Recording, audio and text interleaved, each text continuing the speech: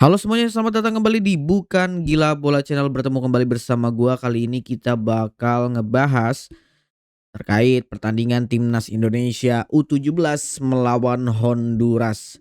Indonesia menang 2-1 melawan Honduras, tetapi kita juga harus bisa menerima fakta dan juga realitas yang terjadi bahwa timnas Indonesia U17 kemungkinan besar kita gagal lolos ke 32 besar Piala Dunia. Bahkan gue meyakini bahwa ya kita sudah gagal. Walaupun masih ada Paraguay dan juga Arab Saudi yang kita bisa melihat matchnya dan kita bisa lolos, tapi kemungkinan besarnya agak susah lah. Indonesia U17 gagal lolos ke 32 besar karena Indonesia tadi gue bilang Indonesia kalah daripada selisih gol dengan Meksiko dan kita, berada di urutan ke-9 di posisi 3 klasemen grup terbaik. Jadi lolos ke 32 besar itu bisa kita dapatkan ketika kita berada di klasemen ketiga. Sekalipun kita berada di klasemen ketiga, kita bisa dapatkan asal kita nggak kalah selisih gol. Cuman pada faktanya timnas Indonesia ini kalah selisih gol sama Meksiko dan membawa kita berada di klasemen ke-9 dalam perebutan, posisi 3 grup terbaik. Kredit dan respect kita sampaikan untuk para pemain, untuk para pelatih yang mereka sudah berjuang kuat tenaga dan mereka benar-benar menunjukkan quality dan juga identity bahwa Indonesia ini tidak bisa dianggap remah, tidak bisa dianggap enteng. Sekalipun kita bukan negara sepak bola, kita memang negara fanatik terhadap sepak bola. Sebagai penonton, sebagai penikmat, tapi tidak sebagai pelakunya, yaitu para pemain sepak bolanya. Sekalipun timnas Indonesia kalah, gagal maksud gue ya, gagal dalam hal lolos ke 32 besar, tapi ini menjadi bukti bahwa sebenarnya kita punya potensi-potensi yang benar-benar luar biasa. Di mana kita mencetak sejarah masuk ke Piala Dunia itu tanpa jalur tuan rumah. Timnas Indonesia, anak-anak asuh Coach Nova itu masuk ke Piala Dunia U17 tanpa lewat jalur tuan rumah. Tetapi kita lolos masuk ke Piala Dunia itu lewat jalur kualifikasi. Dan juga Indonesia mencatatkan sejarah mendapatkan 3 poin pertama dan kita benar-benar menunjukkan kualitas yang berbeda dibanding edisi sebelumnya. Di mana pada tahun 2023 Indonesia hanya mendapatkan 2 poin dari 3 pertandingan pada saat itu kalau gua nggak salah kita melawan kita melawan Maroko, kita melawan Ekuador, kita melawan, Panama ya kalau nggak salah. Dan pada saat itu kita sebagai tuan rumah yang seharusnya ketika kita baru menjadi tuan rumah kita justru harusnya sebenarnya kita bisa menang, kita bisa meraih poin yang jauh lebih besar. Tetapi pada faktanya kita, gagal pada saat itu. Indonesia juga menjadi negara ASEAN pertama dan satu-satunya yang menang pada pertandingan Piala Dunia U17. Permainan melawan Honduras menjadi salah satu permainan yang kita punya potensi menyerang secara terus-menerus. Sebenarnya ketika sebelum match melawan Honduras, kita sudah memprediksi bahwa timnas Indonesia kemungkinan besar akan menang melawan Honduras karena melihat daripada permainan, tim Honduras pada saat melawan Brazil, pada saat melawan Zambia, ini benar-benar permainan yang dikategorikan, secara kualitas ini jauh di bawah Indonesia sebenarnya. Dan pada pertandingan Indonesia melawan Honduras, spekulasi itu ternyata benar adanya, bahwa kita menyerang secara terus-menerus, ketika melawan Honduras dan Honduras cenderung lebih bertahan dan Honduras lebih memanfaatkan daripada counter attack dan juga kelemahan timnas Indonesia yang terlalu mendominasi untuk menyerang.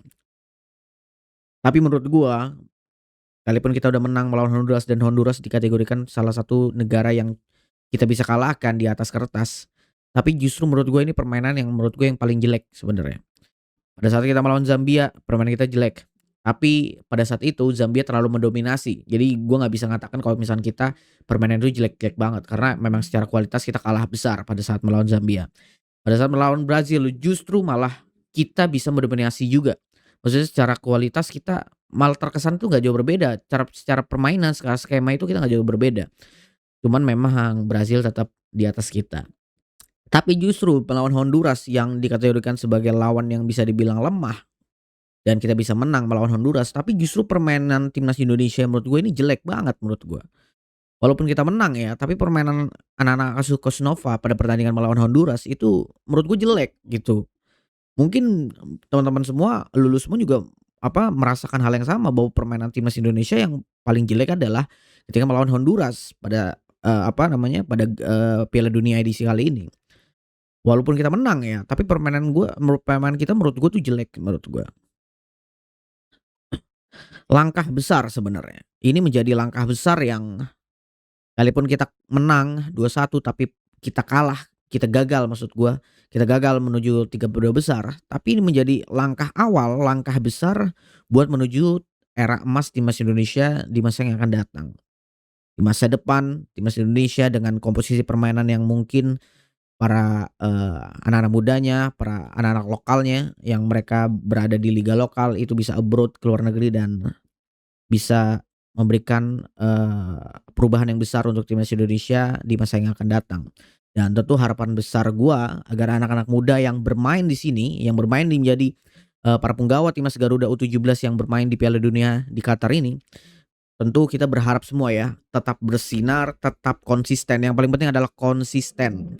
Dan juga jangan patah semangat, jangan patah menyerah. Karena melihat daripada, punggawa-punggawa Garuda yang dulu-dulu, itu banyak yang hilang. Contohnya pada saat kayak kita misalnya bicara yang, era emas lah, era yang dikatakan bahwa era emas timnas Indonesia pada saat 2013 zaman Evan Dimas. Di mana ada Maldini Pali, Muklis Hadiningg kalau nggak salah. Terus juga ada beberapa orang-orang, anak-anak muda yang gila banget, ini calon besar nih, calon pemain besar nih, ini calon tim besar nih, tapi pada akhirnya adalah selama beberapa tahun kemudian mereka semua hilang, mereka semua nggak ada, mereka semua nggak konsisten dalam berlatih, dalam berjuang untuk menentukan, masa depan mereka. Dan ini tentu harapan kita adalah anak-anak muda U17 yang bermain di Piala Dunia Qatar ini, mereka jangan berhenti sampai di sini. Sekalipun kalian gagal lolos ke 32 besar, tapi tentu kita semua ini memberikan kredit dan juga respect kepada kalian. Karena kalianlah satu-satunya, komposisi pemain yang bisa memenangkan, satu pertandingan, setidaknya satu pertandingan di Piala Dunia U17. Ini menjadi awal besar, ini menjadi awal dan juga langkah yang kita bisa lihat bahwa di edisi yang akan datang nanti kalau misalkan, kita bisa lolos lagi ke Piala Dunia di edisi selanjutnya, mungkin secara bertahap kita bisa, menang 2 match, secara bertahap kita bisa menang 3 match, kita bisa masuk 32 besar, kita bisa masuk 16 besar, kita bisa masuk 8 besar, semifinal, final, bahkan tidak menutup kemungkinan kalau misalkan kita bisa juara Piala Dunia U17. Walaupun kalau misalkan ditanya waktunya, ya kita nggak ada yang tahu waktunya kapan. Yang penting adalah kita berusaha dan juga konsisten untuk terus belajar, untuk terus mengembangkan skill dan kemampuan, serta cara bermain kita agar timnas Indonesia dapat diperhitungkan di pentas dunia. Dan ini merupakan harapan gua, bukan harapan gua aja, mungkin harapan kalian semua yang melihat video ini. Dan semoga anak-anak asuh Kosnova maupun Kosnova tetap, bisa memberikan yang terbaik untuk bangsa di pertandingan-pertandingan, timnas U17 yang mungkin akan, diselenggarakan beberapa waktu yang akan datang. Dan harapan kita juga adalah Coach Nova bisa dipertahankan karena melihat dari, kualitas cara kepemimpinan beliau dan juga cara, timnas Indonesia bermain, tentu Coach Nova layak dipertahankan. Dan juga yang tadi gue bilang kan, kita cetak banyak sejarah di sini. Kita banyak cetak sejarah yang dipegang oleh Coach Nova, dan menurut gue ini adalah salah satu pelatih tersukses timnas Indonesia versi U17. Dan semoga tidak ada pergantian pelatih yang semena-mena tanpa ada koordinasi antar satu sama lain. Itu mungkin video yang bisa gue sampaikan di sini. Kalau kalian suka sama video ini jangan lupa untuk di-like, di-komen, di-share, dan di-subscribe. Dan jangan lupa untuk join Discord yang ada di link deskripsi. Discord yang bisa kita bisa ngobrol bareng, kita bisa ketemu bareng, kita bisa meet up bareng. Dan nggak tertutup kemungkinan kalau misalkan kalian semua kita bisa buat video bareng di sana. Ya udah gitu aja, sampai jumpa di video berikutnya.